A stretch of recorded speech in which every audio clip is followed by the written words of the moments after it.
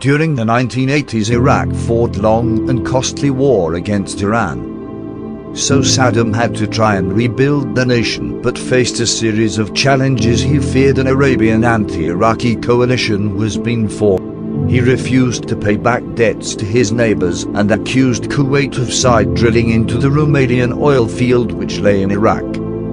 He also accused Kuwait of breaking the oil production quotas implemented by OPEC, and this reduced the price of oil and cost Iraq billions. But Kuwait had long been claimed by Iraq because it was part of the Ottoman province of Basra, and Saddam began threatening military action against Kuwait in 1990s, saying they were acting on behalf of US. The Americans had supported Hussein during his war with Iran, but Iraq had been allied with the Soviet Union during the Cold War and supported the PLO in their fight against Israel. Nevertheless, the Saddam Hussein moved troops near to Kuwait. The Americans held the Jeddah talks with him in July. Kuwait should pay compensation for the use of the Romania oil fields or evacuate only. Offered $9 billion out of the promised $10 billion, Hassan used this as a cause for war and invaded 2 days later. The Iraqi army, which hadn't fully demobilized, was one of the largest in the world, with over 1 million troops, thousands of tanks and hundreds of planes. Kuwait's army of a few thousand can put up much resistance.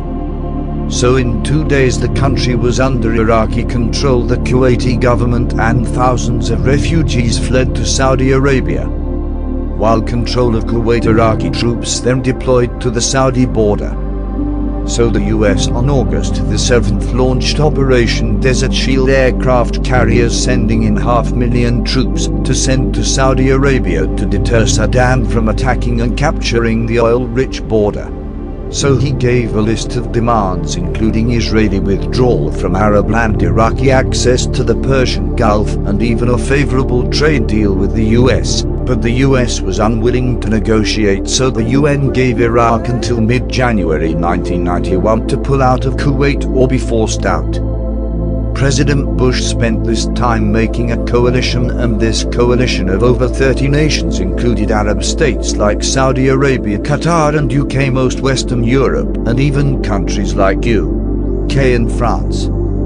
The deadline for withdrawal passed, so on January the 17th, Operation Desert Storm was launched. Massive air campaign dropped over 100,000 bombs, destroying a great deal of Iraq's Air Force communication facilities and Scud missile launchers. However, Iraq responded by launching Scud missiles into Israel, hoping Israel would retaliate and declare war. Hoping Hussein would then get the backing of other Arab nations, but the US kept Israel from responding, so Iraq tried to move into Saudi Arabia in late January at the border town of Kafjila. Iraqis were quickly driven out by the coalition army backed by air support, but the coalition waited until mid-February before countering.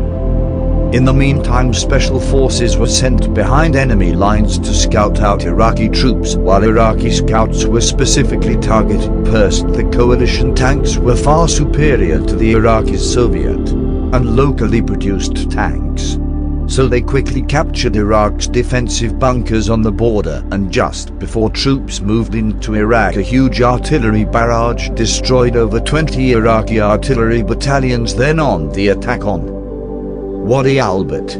In this tricked the Iraqis into reinforcing their position in the south. The coalition instead swept through the now relatively undefended desert.